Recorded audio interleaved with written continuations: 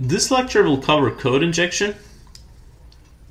So let's define code injection. A code injection is an instance where you can add code to the application in spite of the developer. So as you saw before, in SQL injection you could add SQL to the application, and in command injection you could add operating system shell commands to the machine. And those are injections into SQL server database and into the shell respectively. But in code injection we want to add code into the application so that it runs along with the application. So it is then either executed and interpreted by the application engine. Code injection is limited by the functionality of the injected language. So if it's like a binary C application, we can still inject into it, but we need binary code, which would generally be a shell code. It's a low-level assembly compiled code. But in like a high-level language such as JavaScript or PHP or Python, you can add strings that are executed as code because there's an interpreter and can run it. In Java, you have to inject Java bytecode and other things. It has memory managers, it's harder. But generally, code injection happens when you add code to the server language. So for example, in Java deserialization attacks, we generally do code injection. The more flexible and high-level a language is, the easier it is to do code injection. So for example, if code injection is into PHP, you can only do things that PHP can do. And it relies on the interpreter and the dynamics execution infrastructure. It usually happens through the functions that are dynamic, such as eval and include, that lets you run whatever you want, but it's not limited in those two functions. So let's see how we exploit eval. Eval is a function allowing you to interpret a given string as code. It can be used to create like a calculator in PHP in a bunch of lines. So for example, this code will execute echo hi in PHP. Obviously this is not a sane example. We would not use it in an actual program. We want to use some sort of user input or other dynamic code coming from somewhere else. The eval alert1 is a JavaScript counterpart of eval, which runs alert1 in JavaScript. And you can test it and see that it works on your browser. And if the input that's going into eval, which is generally dynamic, accepts the user input without properly sanitizing it, an attacker can write any code it wants and run it on that server, and that would be code injection. And you would think that a lot of applications don't do this, but ironically it's frequently used in applications, and it's really easy to find code injection in applications because it's not just the eval function. There are a lot of other functions. So we have a sample vulnerable code here in the course materials. It's a very short code, as you can see here, that gets an input from the user and sets a variable to that input. It expects that input to be a number, but it's not sanitizing that input as a number. So let's see what happens when we run and exploit this code. If that input parameter has some other commands beside that number, then eval is going to run that. Let's go through that and take a look at it. So the eval would run multiple commands, as you can see here in the example, and run PHP info function. And it's that easy to just run PHP info. As you can see the output here, and that would be code injection. So this is a demo sample code just to give you the concept. It's not an actual vulnerable thing. Let's see a better demo.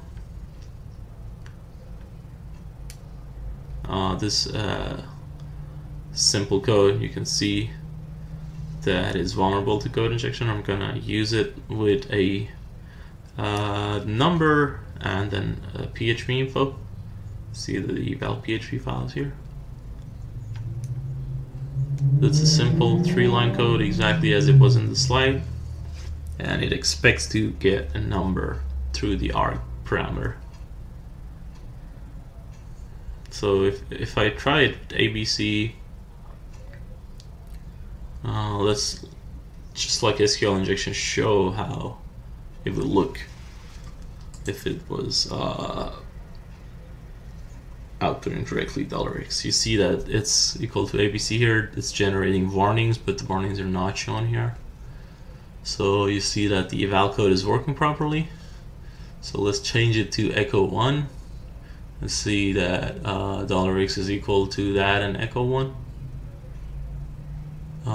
If I make it system ls, you see that the list of files is executed here, and this is actually getting executed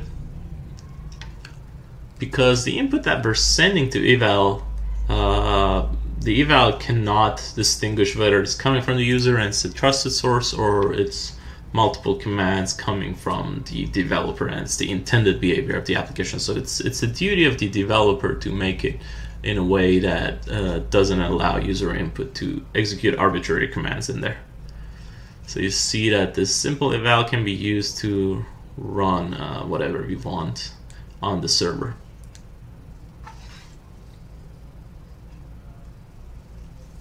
Another function that can be used and is commonly used for code injection is the include function. I have to reiterate again that it's not only eval include, so don't just search for these two in your code and then fix them. There are a lot of other dynamic features in the application, such as dynamic serialization, dynamic function calls, such as create function commands, and other dynamic features in the application. So it's not just eval and include. So using the include, an attacker can execute code on the server or on the client, which leads to other attacks such as XSS. Or it can do denial of service if it's a recursive include that keeps running itself. And in some cases, if he's not allowed to run any code, at worst he can at least leak some sensitive data from the server. So there are two vulnerable categories for file inclusion attacks. The first one is the remote file inclusion, which allows the server and attacker to include a file from a remote machine. So that file is not inside the server, it exists on another server, such as the attacker server. And another one is the local file inclusion, which only includes a file that already exists on that server or on that application and only lets you run one of those. The LFI is much more common. A lot of applications are vulnerable to that. RFI is much less common because it's much more dangerous, and if it's found, the server can be completely taken over. And these are the general two categories of file inclusion.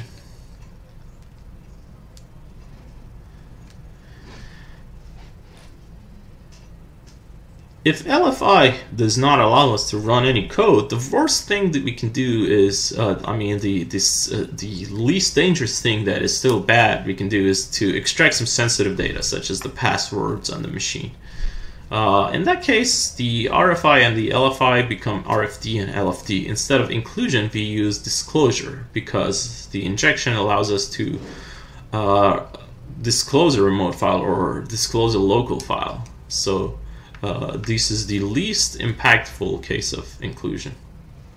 Let's start with local file inclusion, which is an attack in which an attacker can trick the application into including files that it doesn't intend to. So an attacker can include a file and run the code in it or show the contents of it that the server did not intend to let the attacker do. So a consequence of that would be the most basic one is directory traversal, just to check if a file exists, if a directory exists.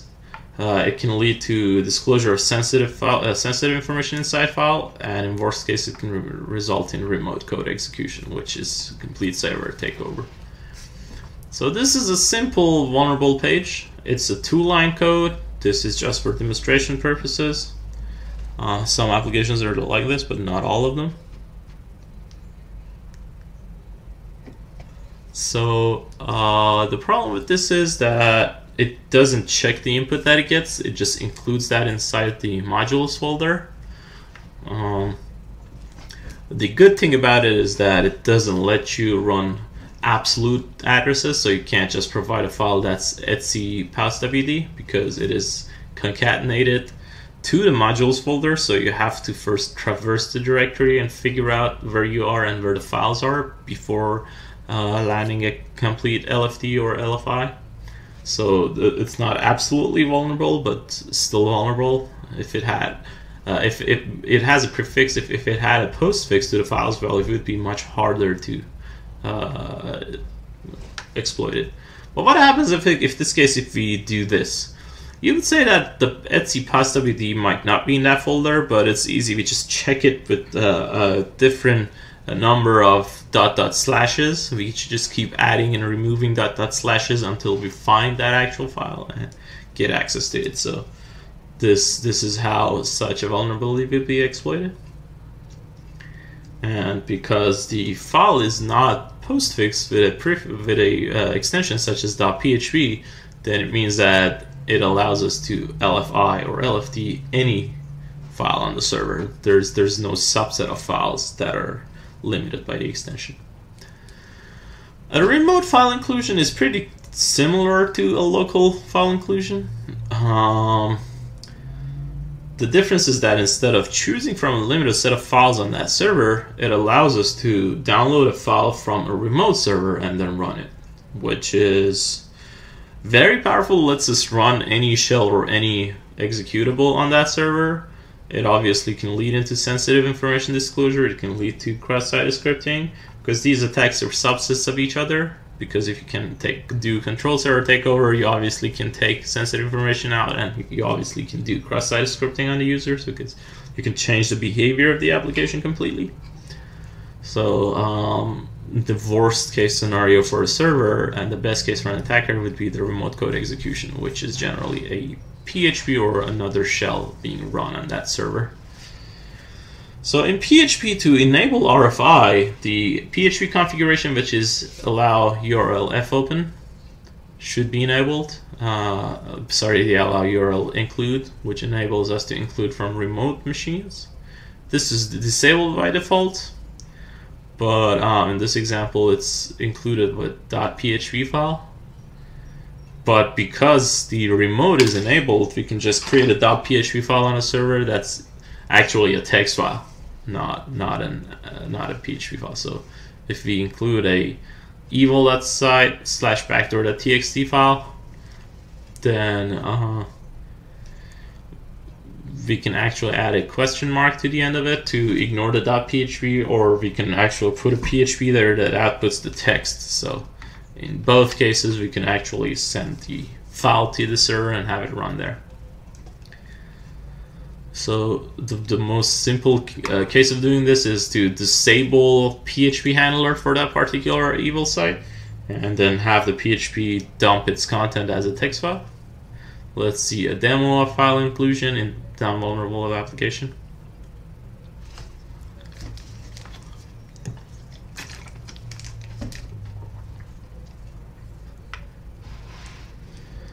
Okay, so we go into the file inclusion, set the security level to low, because we want to have the basic example here. There are 3 files here: file 1, file 2, and file 3. And you see, if you include each one, open each one of them, the parameter in the get URL is page equals that file name.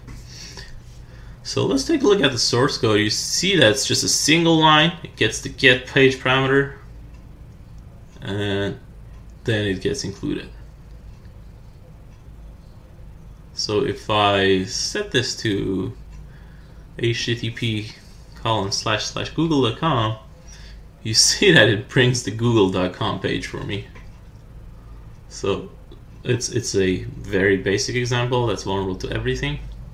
I can use etc pathwd here. You see that it's output down here, and I can see the contents of that file. So it didn't have a prefix, so anything you enter can be included and executed and disclosed. And because allow URL include was enabled, I was able to run this http://google.com, which is not the default case, but it's enabled in this example because it wants to demonstrate. Let's see the PHP ini file. So the one that's active is the Apache 2 file. Let's open this and then look for allow URL include. You see that allow URL include is on. If it's off in your PHP ini, you wouldn't be able to run the RFI with Google or any other site there. You see that it enables HTTP and FTP. So in that example that we just had HTTP and HTTPS, FTP was still at the bottom, I believe. Okay, so I have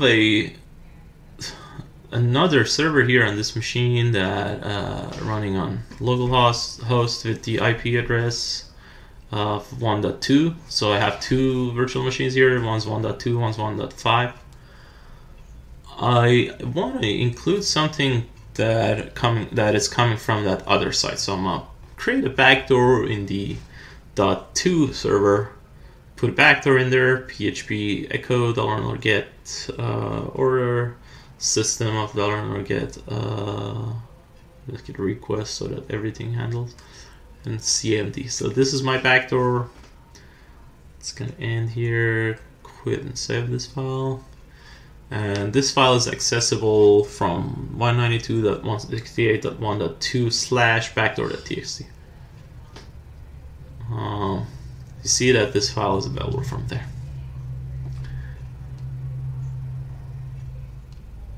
So it's a txt file. It's not a .php file, so it doesn't get executed. It's just the raw text, and that's exactly what I want. Let's get out of that server, and now in the lab machine, let's make sure that we can access that. So I changed the PHP ini. Let's restart the Apache server, and now I'll try to change this address to 192.168.1.2/backdoor.txt.